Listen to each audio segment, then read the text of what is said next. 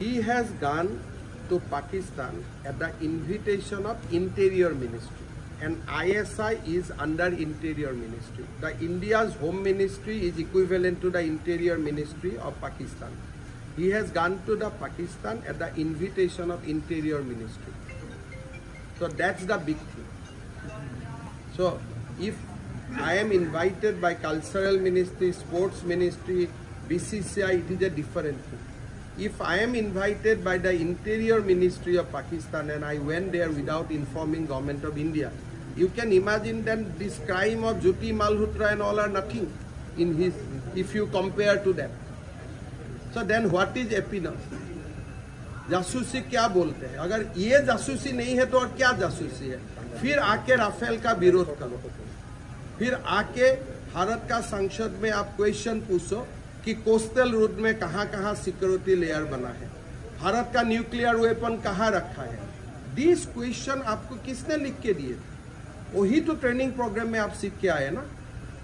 तो ये हम एक बात भी गलत बोला हूं तो मैं सीएम ही नहीं रहूंगा. एक बात भी मैं अगर गलत बोलता हूं मैं अपना घर में ही नहीं जाऊंगा.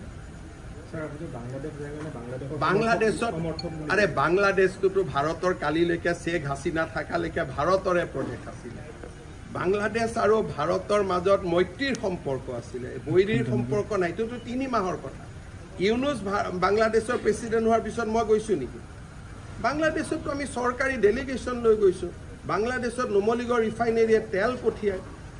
বাংলাদেশৰ প্ৰাণ জুচ আমি ইয়াতে কিনো. বাংলাদেশ আৰু অসমৰ সম্পৰ্ক আমাৰ কোকৰাঝাৰ যোগীঘোপাত আমি মাল্টি মডেল লজিষ্টিক পাৰ্কে খুলিছো যাতে বাংলাদেশত বস্তু পঠাব পাৰো. এডভান্টেজ আসাম 1ৰ সময়টো গৈছো, সৰকাৰে টিকট কাটি পঠাইছে.